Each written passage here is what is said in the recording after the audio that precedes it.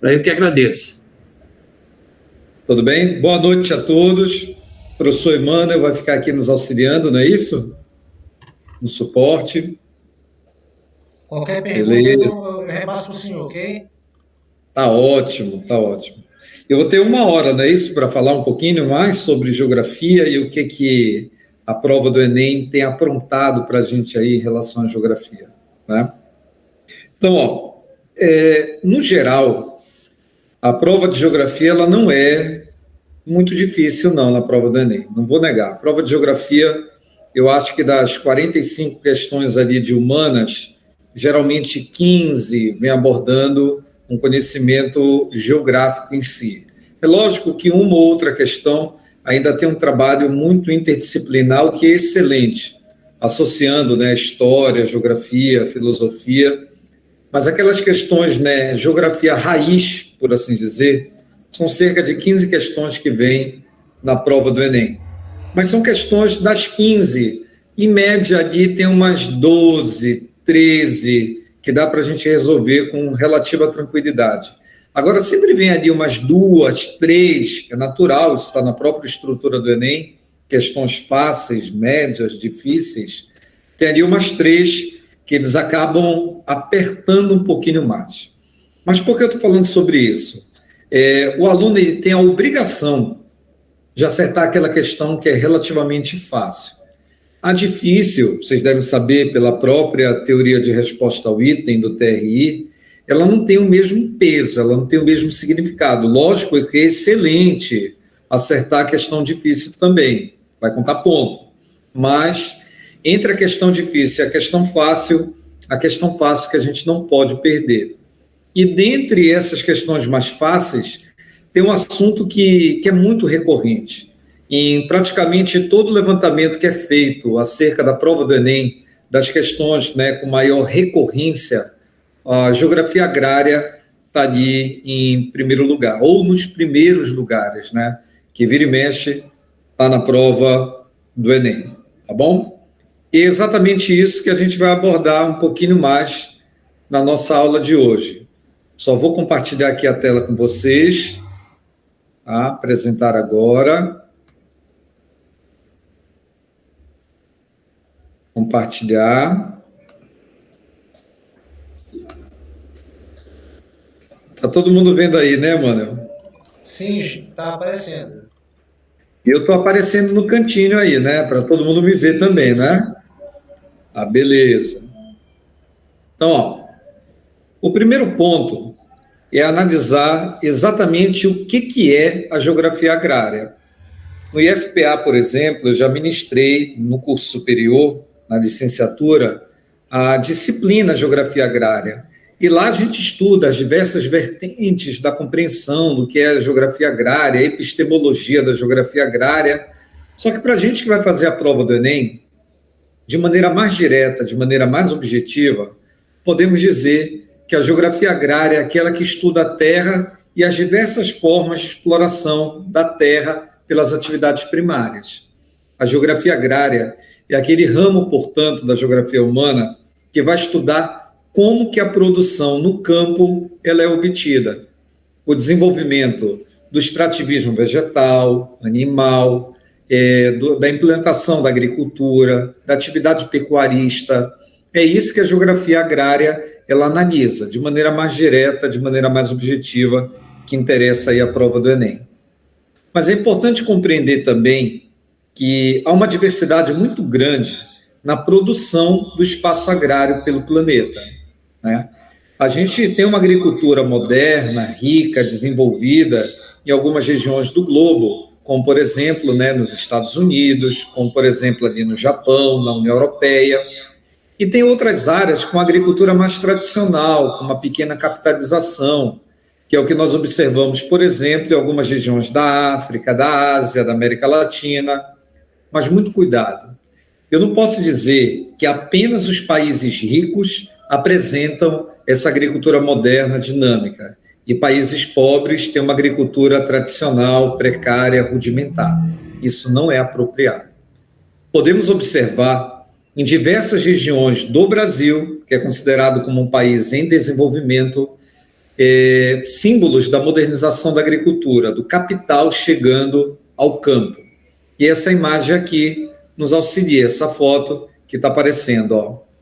Máquinas agrícolas fazem a colheita da soja a 200 quilômetros de Cuiabá, que é a capital do Mato Grosso. Para quem não sabe, o Brasil ele é o segundo maior produtor de soja do planeta. E o estado do Mato Grosso é o responsável aí pela maior produção de soja no território brasileiro, que é o maior símbolo, é o maior ícone da modernização da agricultura. Não tem como olhar para uma imagem como essa e falar que isso daí é atrasado, é precário. Tem muita tecnologia por trás dessa imagem, para desenvolver a colheitadeira, a semeadeira, o trator, para estudar a fertilidade do solo, fazer um estudo também das condições de mercado, para onde que esse mercado ele vai ser orientado ou não. Então, tudo isso está intimamente ligado ao avanço tecnológico das últimas décadas, que a gente pode observar essa manifestação no campo. Tudo bem? Então é isso. Para início de conversa, eu acho que é importante retomar esse aspecto, né? Então, que a geografia agrária estuda a terra e as diversas formas de exploração dessa terra e o uso da terra pelas atividades primárias, como extrativismo, como agricultura ou ainda atividade pecuarista. Tá bom? Olha só. Esse mapa é muito interessante, porque ele mostra os primeiros grupos caçadores e coletores. Daqui dá para a gente ver vermelhinho no mapa. Mas olha só, o que mais me chama a atenção aqui são as zonas verdinhas do mapa. São as áreas primárias de desenvolvimento da agricultura. Podemos identificar aqui, ó, no Vale do Rio Ganges, na Índia, tá? No Vale do Rio Amarelo, no território chinês, tá? Na região da Mesopotâmia também temos, tá? O que hoje é o Iraque. Aqui no Vale do Rio Nilo, no Egito, tá amarelinho aí. Que as primeiras comunidades, os primeiros agrupamentos humanos, eles se abasteciam basicamente pela caça, pela pesca, pelo extrativismo, até disputando com os animais os alimentos que eram disponíveis. Mas há mais ou menos 10 mil anos, esse panorama ele começou a se modificar. O ser humano começou a desenvolver a agricultura e a domesticação dos animais. Há cerca de 10 mil anos aconteceu o que nós chamamos de Revolução Neolítica. Pela Revolução Neolítica, nós, seres humanos, gradativamente fomos abandonando a condição de nômades para nos tornarmos sedentários. Olha a importância que a agricultura teve, que a criação também de gado, né, da domesticação dos animais, também desempenhou. A partir do momento que a agropecuária foi desenvolvida, nós, seres humanos, gradativamente fomos abandonando a condição de nômades para nos tornarmos sedentários. Tudo bem? Está aqui, ó, pessoal da história, o Ricardo já deve ter analisado com vocês a famosa agricultura de regadio, desenvolvida, né, no Vale do Rio Nilo, lá no Egito. A primeira imagem está mostrando exatamente isso que eu estou destacando aqui com o cursor. A segunda imagem, em sentido horário, o Iraque, a região da Mesopotâmia, entre rios, né, entre os rios Tigre e Eufrates, a civilização babilônica. Aqui na região do rio Ganges, lá na Índia, tá? E aqui o Vale do Rio Amarelo, na China, o rio Yangtze.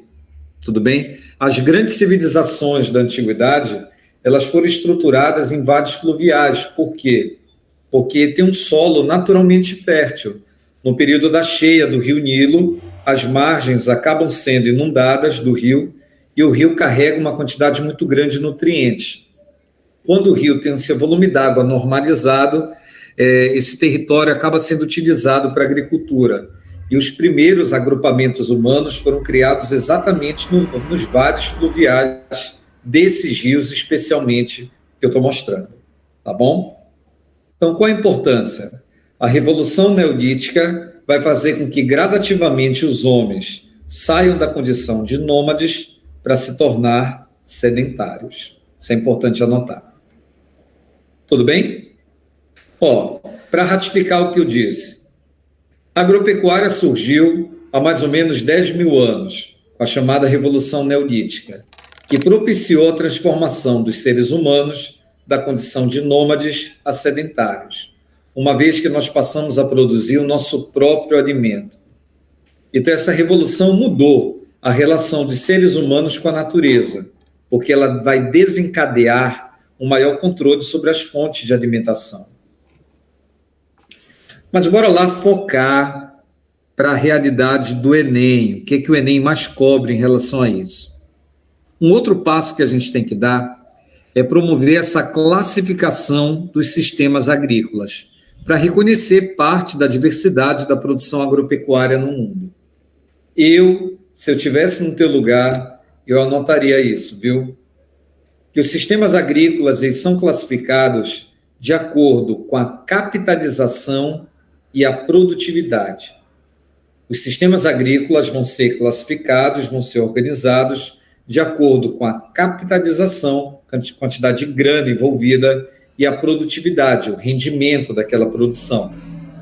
E de maneira direta podemos afirmar que os sistemas agropecuários extensivos, como o próprio nome sugere, extensivo, são aqueles que têm uma pequena capitalização, que a quantidade de grana envolvida na produção agropecuária é pequena, que as técnicas utilizadas são simples, são tradicionais.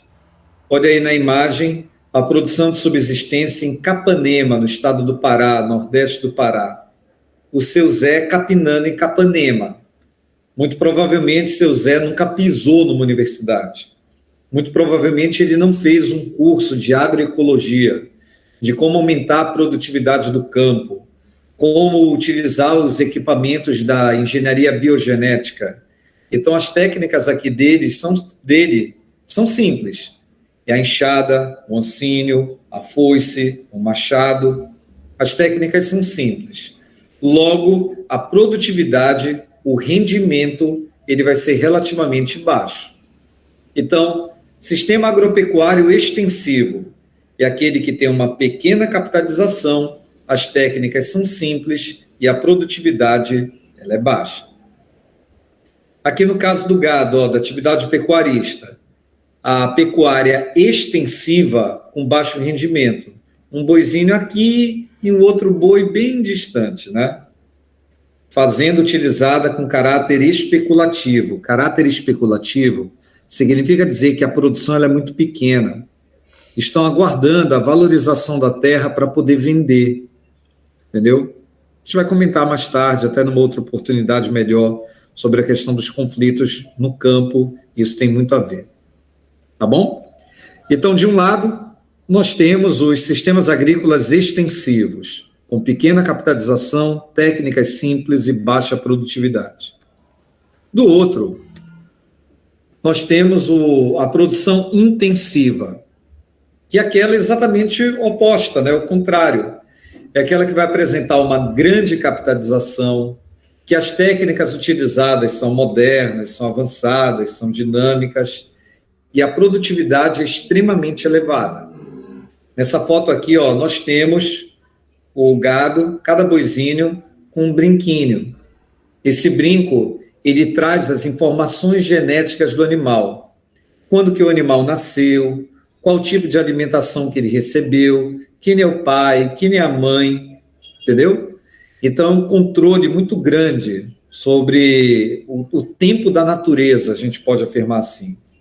Então, sistemas agrícolas intensivos são aqueles que possuem grande capitalização, tem muita grana, muito dinheiro envolvido. As técnicas utilizadas são modernas, empresariais, o grande capital no campo. Consequentemente, a produtividade acaba sendo elevada. Olha aí, gado confinado recebendo alimentação balanceada para engorda na Califórnia, nos Estados Unidos, em 2009. Símbolo da modernização da produção agropecuária. Tudo bem? Bom, mas podemos afirmar também, só passar aqui, que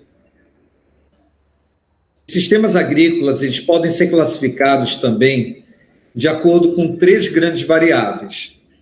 A terra, ou seja, o tamanho das propriedades, se a produção é obtida em grandes ou pequenas e médias propriedades, o trabalho, ou seja, o tipo de mão de obra utilizada, se a mão de obra é familiar, se ela é assalariada.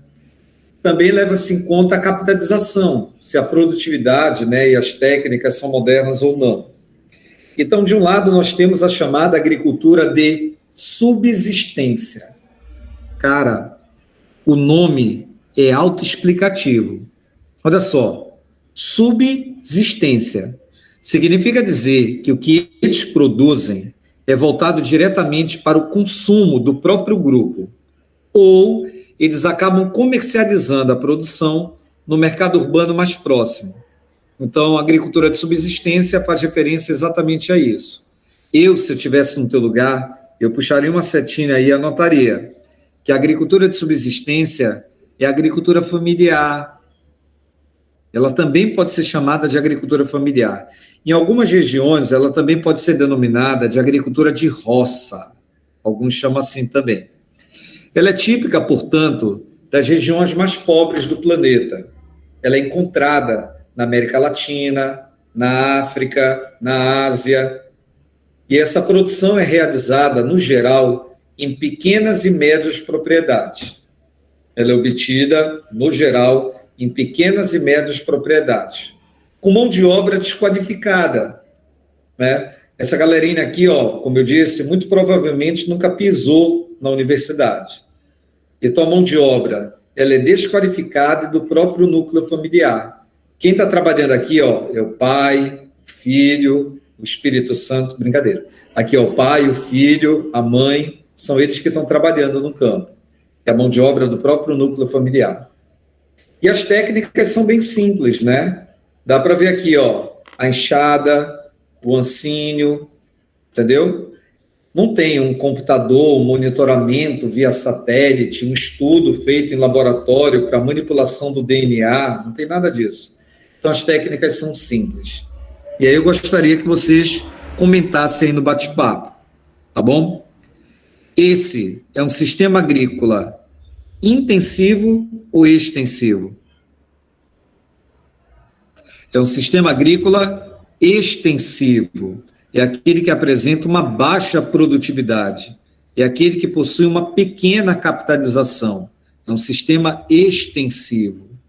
Então, aí na foto, né, nós temos trabalhadores rurais no interior do Mato Grosso do Sul, onde a agricultura de roça é realizada com mão de obra familiar e atende aos interesses do próprio grupo ou do mercado urbano mais próximo, onde esses produtos são comercializados. Mas toda vez que eu falo da agricultura de subsistência, eu lembro um pouquinho da minha infância. E quando eu era criança, eu adorava ler um gibizinho, uma revistinha, do Chico Bento. E o Chico, ele é um grande símbolo da agricultura de subsistência. Dá uma olhadinha aqui, ó. Olha aí o Chico. Ele está no interior de Minas Gerais, né, numa região pobre, descapitalizada, com o pai dele trabalhando, com a mãe dele trabalhando, com técnicas simples. O que produzem, vendem no mercado urbano mais próximo, que é Vila Nova, o nome lá do núcleo urbano. Então, dá para perceber essa dinâmica, típico da agricultura de subsistência. Mas eu cheguei num ponto que, por sinal, veio na prova do ENAD. Amanhã a gente vai ter um encontro com o pessoal da licenciatura em Geografia e a gente vai resolver questões anteriores do ENAD, né, o antigo provão, né, que o pessoal do ensino superior realiza. E tem uma questão que a gente vai resolver lá do ENAD, que é o mesmo INEP que faz a prova do Enem também. Eles fazem uma comparação entre a agricultura familiar e a agricultura não familiar. E o aluno tem que ter em mente, tanto para o ENAD quanto para o Enem, que a agricultura que mais gera emprego, aquela que mais emprega, que mais combate a pobreza, é a agricultura familiar, não é a agricultura moderna. A agricultura empresarial, a agricultura do agronegócio, do agrobusiness, ela atende principalmente os interesses do capital, das grandes corporações econômicas, do capital especulativo. A agricultura familiar, não. ela atende aos interesses do próprio grupo, do mercado urbano mais próximo. No Brasil, grava isso, quem produz mandioca, quem produz feijão, a base da alimentação brasileira, né? Aí a farinha, o feijão, cara, não é o grande capital, não são as grandes corporações econômicas do campo. Quem produz isso são os pequenos e médios produtores. Isso é muito importante para a tua prova. E aí eu cheguei nesse ponto, né? O Chico Bento, ele é pobre, mas miserável ele não é. Miserável ele não é. Ele não passa fome, entendeu? Ele é descapitalizado, não tem muito dinheiro, mas miserável, passando fome, desnutrido, ele não é. Olha como ele é meio gordinho até aqui, ó. Olha o bracinho dele. Tudo bem? Beleza? Aí, ó. Agricultor em campo de algodão, lá na Costa do Marfim. A produção agropecuária ela é autossuficiente, com pequeno ou nenhum envolvimento com transações de mercado. E, no geral, ela é praticada em pequenas propriedades com pouco uso de capital e tecnologia. A produção excedente, ou seja, o que produzem a mais, acaba sendo destinado ao mercado urbano local ou centro urbano mais próximo. Tudo bem? Mas aí eu aproveito para abrir um parêntese aqui. Nas regiões mais descapitalizadas do globo, nas regiões mais pobres do planeta, nós temos uma técnica ultrapassada, rudimentar, que é prejudicial ao meio ambiente, que é a chamada coivara, que vai desenvolver a chamada agricultura itinerante. Os índios já faziam isso na Amazônia há muito tempo, né? Então, nas regiões mais descapitalizadas do globo, em função do uso de técnicas inadequadas, como as queimadas, verificamos a agricultura itinerante, que para acelerar o preparo do solo, a galera coloca fogo na vegetação. É rápido, é barato, coloca fogo, limpa a vegetação e eu vou usar aquele solo para agricultura. Só que ao mesmo tempo que é uma alternativa barata, rápida, esse fogo ele acaba matando uma série de nutrientes que o solo apresenta. O solo tem uma série de organismos vivos, né? E com fogo, esse material vai acabar morrendo. Então, eles vão conseguir plantar por 1 ano, por 2 anos. Chega no 3º ano, aquele solo praticamente não vai mais produzir. E aí obriga a população local a migrar. E eles migram e repetem o ciclo. O nome agricultura itinerante vem daí. Chega numa região, desmata, queima, planta e migra. Chega numa outra área, desmata, queima, planta e migra. E a agricultura itinerante. Que na Amazônia, esse ciclo aí, essa repetição, a gente também chama de coivara. Tudo bem? Beleza, importante isso. Mas toda vez que eu falo da coivara, sempre tem alguém que levanta a mão e questiona. Fala assim, professor, mas tem alguma coisa que a gente possa fazer para reduzir o esgotamento precoce do solo? Sim, isso já veio na prova do Enem. Está aí no material de vocês, ó. É a chamada rotação trienal, que é a rotação de terras, a rotação de culturas. E ela consiste nessa alternância de cultivos. O objetivo é conservar a fertilidade do solo e evitar o seu esgotamento precoce. Então, no primeiro ano, onde está laranja aqui, ó, eu vou plantar soja.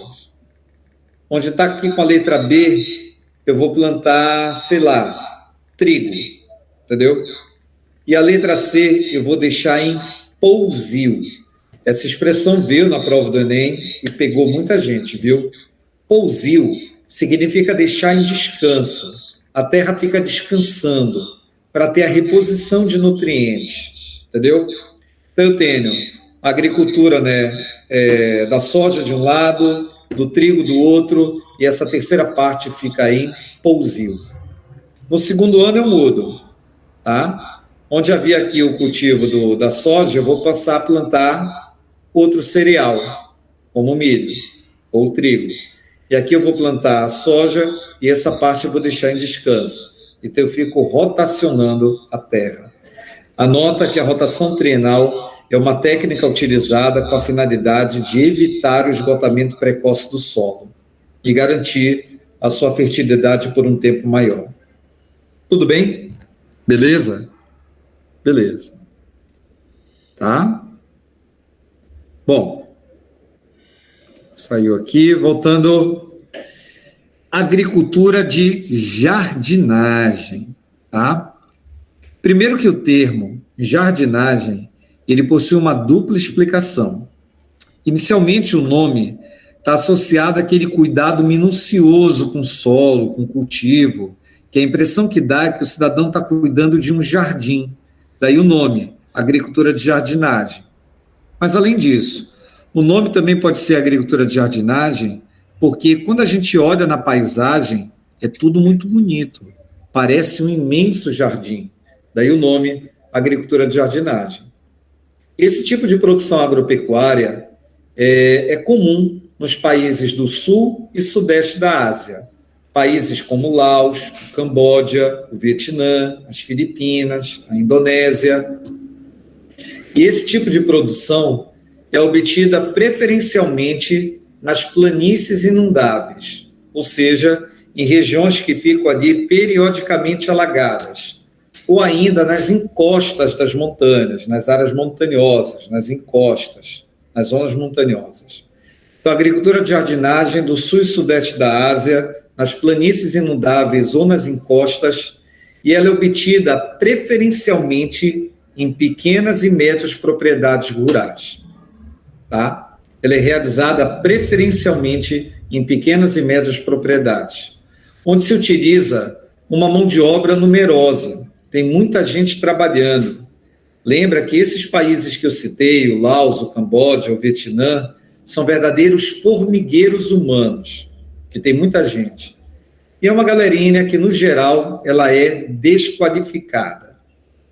As técnicas utilizadas são simples, são tradicionais.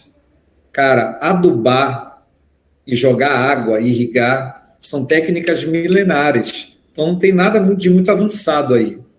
Mas, incrível que pareça, esse tipo de agricultura do sul e sudeste da Ásia, em zonas que ficam periodicamente alagadas, em pequenas e médias propriedades, com mão de obra numerosa, desqualificada, com técnicas simples, eles conseguem obter uma alta produtividade, sobretudo no cultivo do arroz.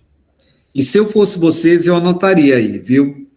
Que o cultivo do arroz, ele tem um nome especial. O cultivo do arroz é o que a gente chama de rizicultura. Rizicultura, cultivo do arroz. E os países ali do sul e sudeste da Ásia produzem muito arroz. O arroz é a base, não apenas da alimentação, mas eu vou além. O arroz faz parte da cultura dos povos daquela área. Então, esse tipo de produção é praticada principalmente nos países da Ásia, com destaque à China, e ela é realizada nos vales fluviais e também nas zonas montanhosas. A intensa irrigação e adubação são características fundamentais desse sistema, que utiliza muita gente e essa mão de obra desqualificada também. Basicamente, o que eu falei está aqui, ó, produção de arroz no Vietnã, num campo alagado, numa planície inundável. Tá bom? Mas, cara, se eu fosse apostar um ponto do Enem sobre esse assunto de geografia agrária, eu abordaria muito isso daí. Vira e mexe, está na prova do Enem. Como a região tem um relevo extremamente montanhoso, acidentado, numa linguagem bem geográfica, física, a gente chama que são os dobramentos modernos da era cenozoica, as montanhas de lá, para poder plantar, a galera utiliza essas técnicas aí, ó, o chamado terraceamento. Terraceamento significa fazer esses terraços aqui, ó, esses terraços, cuja finalidade é reduzir a velocidade do escoamento superficial da água. Essa é a ideia, reduzir a velocidade do escoamento superficial da água, para a água não vir arrastando tudo, levando tudo, entendeu? Então, esses degraus aí vão reter água, vão reter nutrientes, e os terraços, geralmente, eles são feitos em curvas de nível, que são zonas que têm a mesma altitude, a mesma cota topográfica, tá bom? Prova do Enem, para a gente exercitar. Um minutinho aí para vocês resolverem esta. Um minuto. É com vocês. Resolva aí. Um minutinho.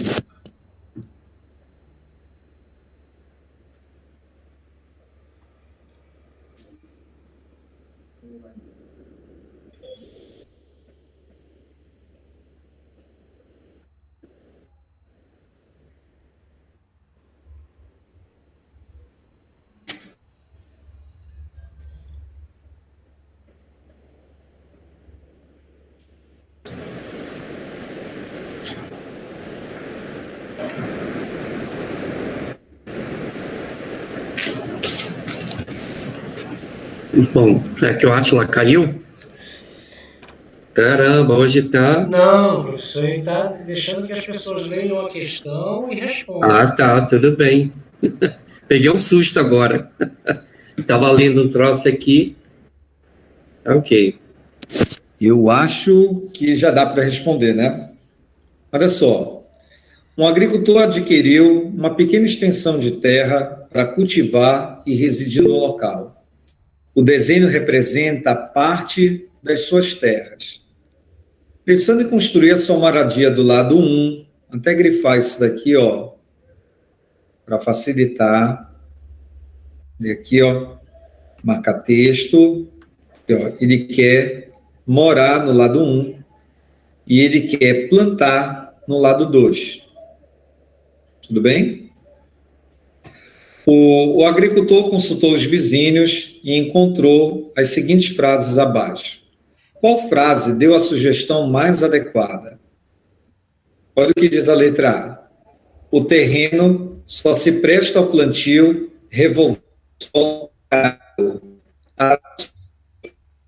o solo né? A variação do solo. E entendeu?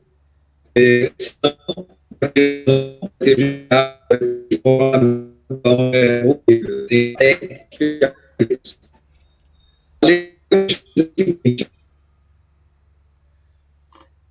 Gente, só uma pergunta. Vocês escutaram o que o professor falou ou a internet está caindo de novo?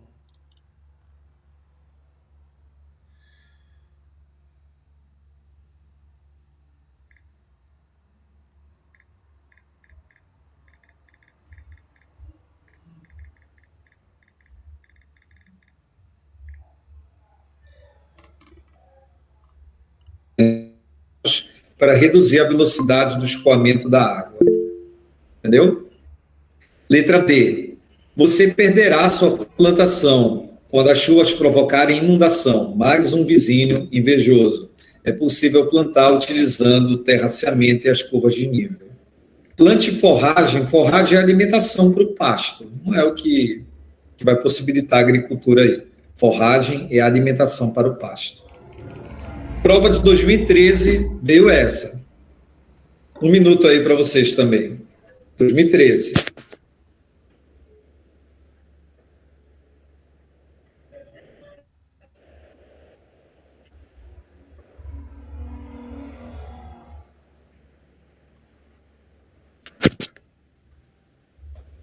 Bom, acho que já deu tempo aí, né? Essa aí é a cortina.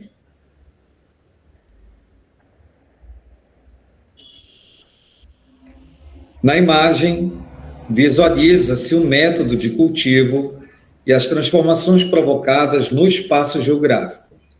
O objetivo imediato dessa técnica, qual é? Qual é? Alguma coisa me diz que... Oi?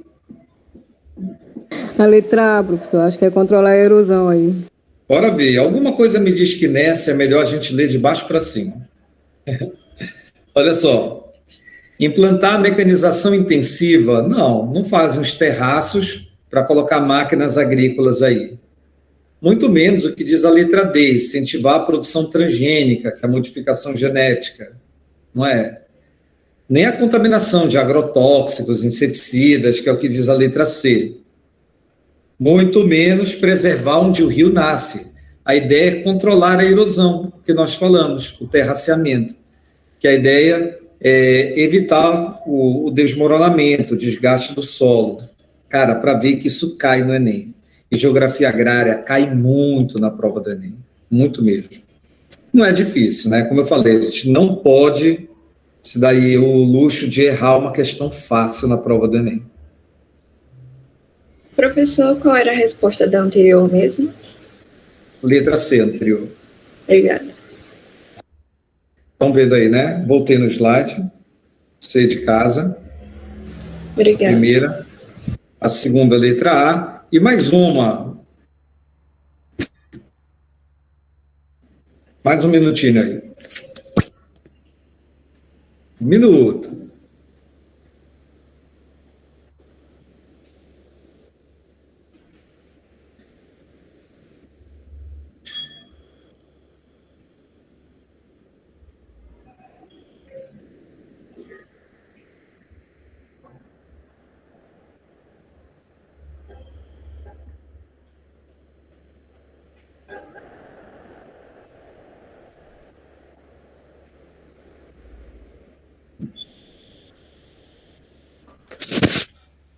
Essa aí tem uma grande pegadinha, viu?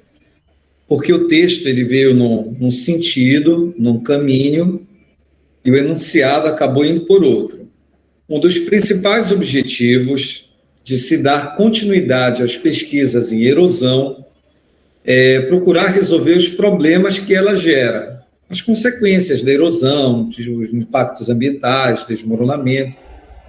Além disso, para a adoção de técnicas para conservar o solo e evitar o seu esgotamento precoce, é preciso conhecer como que a água ela executa o seu trabalho de remoção, transporte e deposição de sedimentos. Então, o texto está falando, né, da necessidade de controlar a erosão. Mas olha o que o enunciado pediu. A preservação do solo em áreas de encostas, tá? Tu pode colocar aí, são áreas de montanhas, são áreas montanhosas, relevo acidentado. Em áreas de encostas, pode ser uma solução para evitar catástrofes em função da dinâmica da água. A prática humana contrária à preservação do solo. Ele passou o tempo inteiro falando sobre preservação, controlar a erosão, não sei o quê, e agora ele quer a prática contrária à preservação. Arar o solo é preparar o solo para o cultivo. Arar o solo é fazer isso aqui, ó.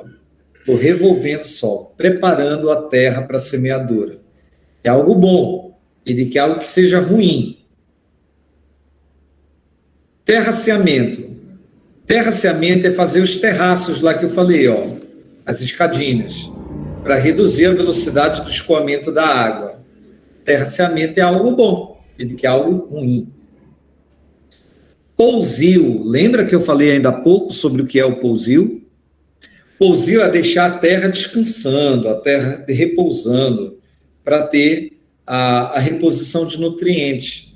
É parte da chamada rotação trienal, que é algo bom. Letra D, a drenagem.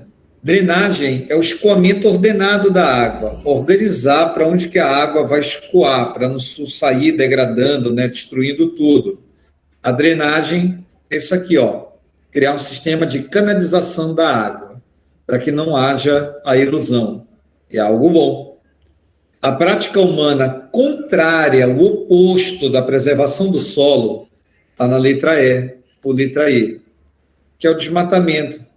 O desmatamento vai deixar o solo exposto, o solo vai ser erodido, vai ser degradado, como a imagem está retratando. A alternativa correta aí seria a letra E de escola. Tudo bem? Tem alguma dúvida aí em relação a alguma dessas três questões que a gente resolveu? Pode perguntar, gente. Importante perguntar. Eu acho que é legal. Oi? Eu acho que é legal não apenas ficar falando, né? Falando do assunto. Acho que é importante, já que a prova está se aproximando, fazer essa revisão, falar um pouco do assunto e mostrar, de fato, como que esses assuntos já caíram na prova do Enem e como que pode vir a cair, né? Professor, Até porque as questões são... já que os alunos não fazem perguntas, eu gostaria de eu mesmo fazer uma, né, visto que eu não sou da geografia, né? Porque essa técnica de jardinagem, né, ela, como foi citado logo no início, ela cai mais na prova do Enem como se fosse uma cultura mais típica da Ásia, né? E aí, praticamente nessas áreas de encosta, usam muito esses gráficos, imagens e tudo. Agora eu te pergunto. Mas antes de perguntar, só para acrescentar, que provavelmente faz relação com isso. Os índios da América pré-colombiana, na América Andina, também utilizaram técnicas semelhantes, como do terraceamento e das curvas de nível, para mostrar o grau de evolução dessas comunidades antes da chegada dos colonizadores europeus. Em provas isso é importante, mas pode continuar. Mas era justamente isso que eu ia te perguntar, porque como eles falam, o Enem geralmente ele usa como exemplo a Ásia, e nós vemos até hoje, na realidade, o senhor falou dessas culturas aí andinas antes dos colonizadores chegarem, mas até os dias de hoje, se você vê o relevo dos plantios de café ali na região andina, ela segue um padrão semelhante a esse, né? Qual é o nome mesmo que a gente usa para esse tipo de... O terraceamento? O terraceamento, o café, você vê o café vindo tudo certinho, assim, nas montanhas, né? Você vê até os dias de hoje, nessas regiões aí, a gente consegue ver esse tipo desse tipo de técnica, né? Perfeito. Eu adoro esse tipo de integração, de manifestação, entendeu?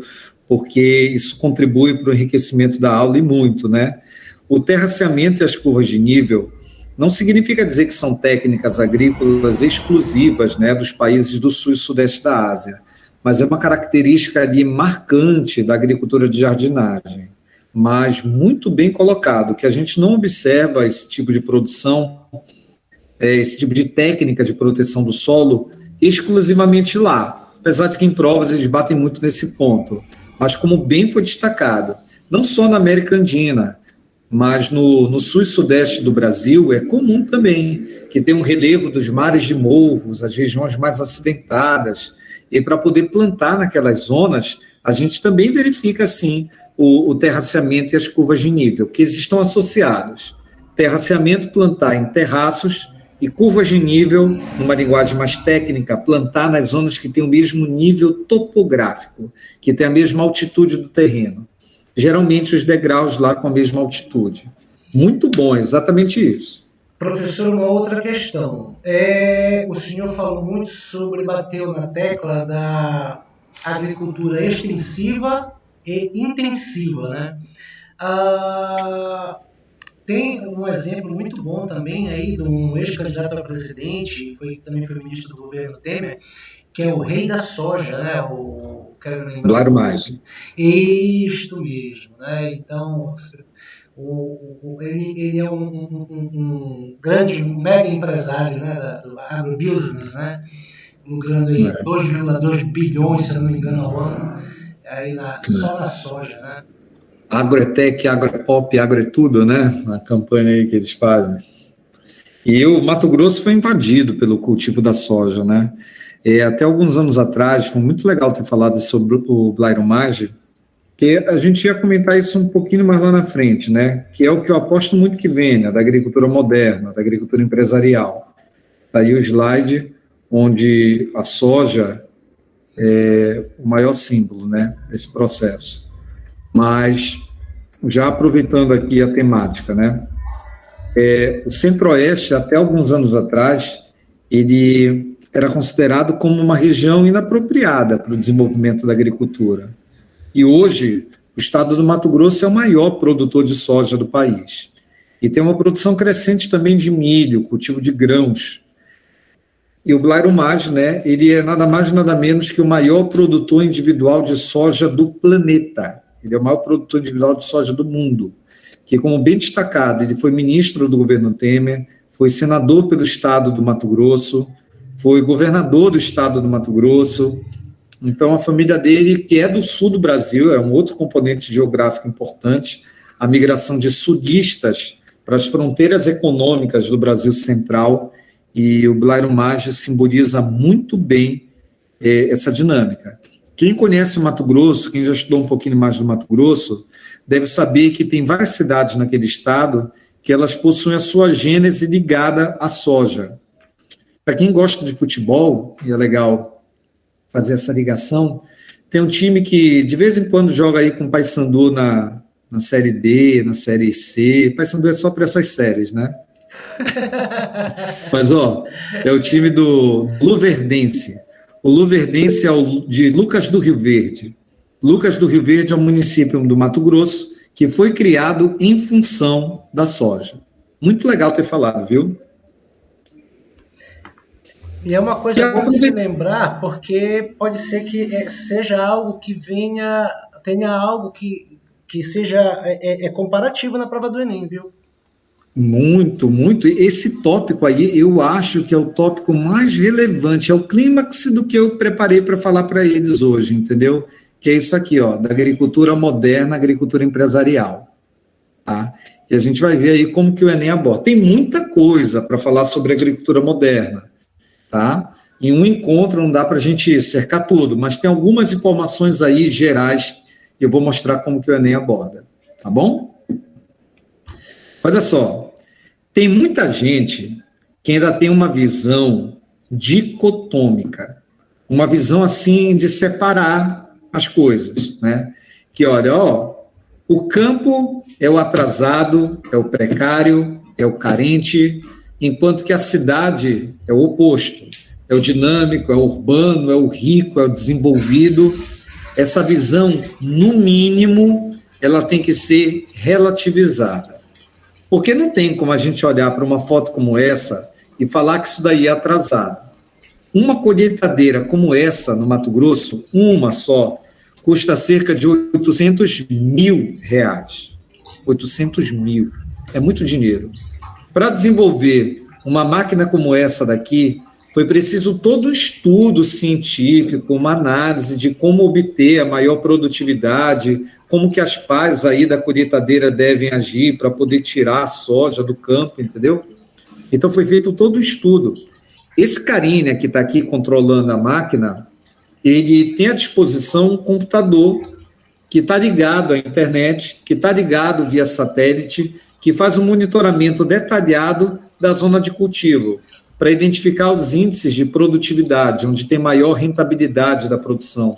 E esse cálculo é feito de maneira automática, utilizando o computador, utilizando o GPS, o georreferenciamento agrário. Então, cara, tem muita tecnologia por trás dessa foto. Então, a gente não pode ter aquela visão simplista. O campo é o atrasado, é o precário, enquanto que a cidade é o moderno, é o urbano, é o desenvolvido. Não é bem assim, entendeu? Bom, mas em países pobres, como o Brasil, ou em desenvolvimento, a modernização da agricultura ocorre principalmente naqueles produtos voltados ao mercado internacional, a exemplo do cultivo da soja, tá bom? E algumas características gerais aí da agricultura moderna. Primeiro, ela prevê aqui essa agricultura intensiva, que é aquela que tem alta produtividade, que o rendimento é muito grande, que a quantidade de capital inserido na produção é gigantesca. E a gente tem esses equipamentos, como, por exemplo, os do GPS, que faz o cálculo da produtividade do campo, o armazenamento do produto nos silos, né? O avanço tecnológico. E a agricultura moderna é marcada pelo agronegócio, pela junção dos vários setores da economia a partir do campo, formando uma cadeia produtiva. O agronegócio envolve atividades que são feitas antes do cultivo, durante o cultivo e depois da plantação, entendeu? Então, toda a cadeia produtiva ligada ao campo está envolvida no agronegócio. E aí eu costumo dizer, para a gente caminhar aqui para o finalzinho, né? A agricultura moderna, ela tem conexões em escala global. Nós estamos acostumados a ouvir falar em empresas internacionais, transnacionais, como a McDonald's, a Coca-Cola, né, a Volkswagen, A gente está acostumado a falar de empresas multinacionais desse porte, tá? Mas, cara, tem uma série de empresas globais ligadas ao agronegócio. A Cargill, a Bunge, a Monsanto, só para citarmos aqui as empresas mais conhecidas, tá? Cargill, Bunge e Monsanto. Tem empresas que se organizam e operam em escala global, que têm as suas ações comercializadas nas bolsas de valores, entendeu? Então, em relação à mão de obra, no geral, a agricultura moderna, devido à mecanização, tem um número de empregos no campo menor, para perceber que a agricultura familiar é a que mais emprega, mas ela requer uma mão de obra qualificada para poder manusear as máquinas, a engenharia genética, a agricultura de precisão, tudo isso, tá bom? Aí, só para ilustrar, viu? Eu falei ainda há pouco da Bunge, né? A Bunge é uma empresa norte-americana que atua no Brasil há muito tempo. E tem muita gente que nunca ouviu falar na Bunge, mas todo mundo aqui já consumiu algum produto da Bunge, porque ela é dona no Brasil, por exemplo, da margarina Primor, ou ainda do óleo de soja, tá bom? São produtos da Bunge, que é essa empresa norte-americana, que atua do campo ao serviço de logística, de escoamento da produção. Entendeu?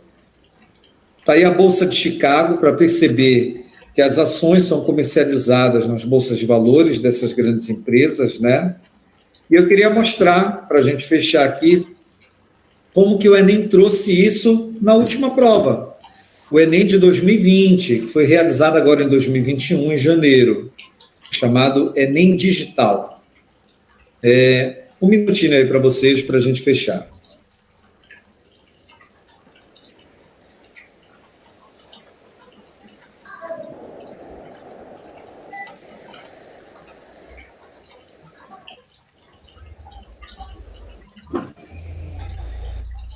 Já?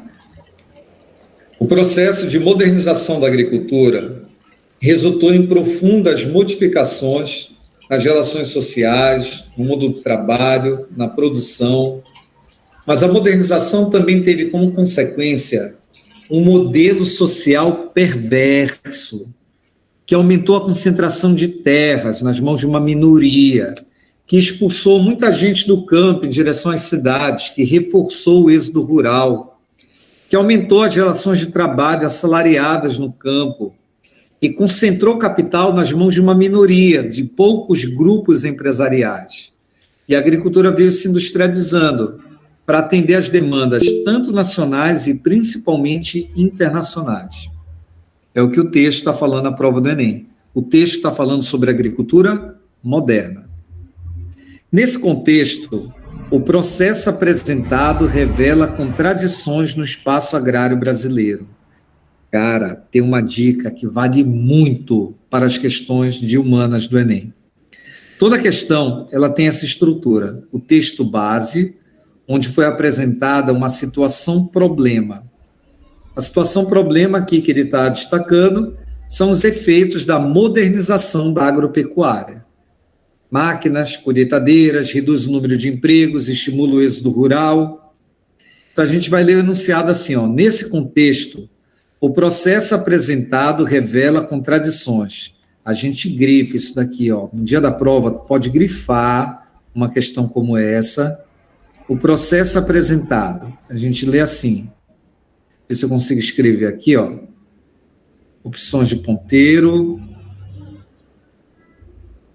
tá, marca texto, borracha, vou escrever aqui, espera aí, descartar, escrever aqui, ó, o processo apresentado, a gente vai ler assim, nesse contexto, escrever em vermelho, que eu substituí, a modernização da agricultura.